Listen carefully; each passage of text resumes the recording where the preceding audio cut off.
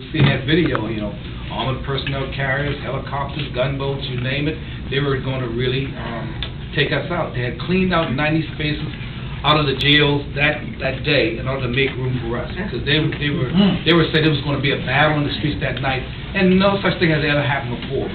You know, sometimes when you have these protests, you can't turn out your people the way, you know, they ought to turn out, because some of us just don't get it, so it really hits us in the pocket. And we didn't have an all-out strike. This was just a picket against one ship, so some of our members left to work.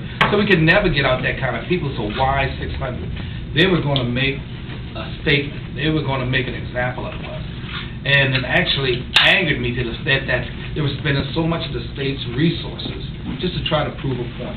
But nevertheless, that fight took place, and a lot of our folks were badly beaten. I myself picked up 12 stitches in the head that night. I'd never been to war, but I thought I'd been to war that night because I'd never seen a scene like that in my life. But 9 men were arrested. We got them out. State Attorney General, who wanted to be the next governor, charged them with felony fines, put them under house arrest for 18 months. We had a 2-year campaign. Like I said, thanks to the help of the ILWU, with an initial contribution of over $100,000 to start the defense. We took this defense campaign into every major city in this country, and also literally throughout Europe.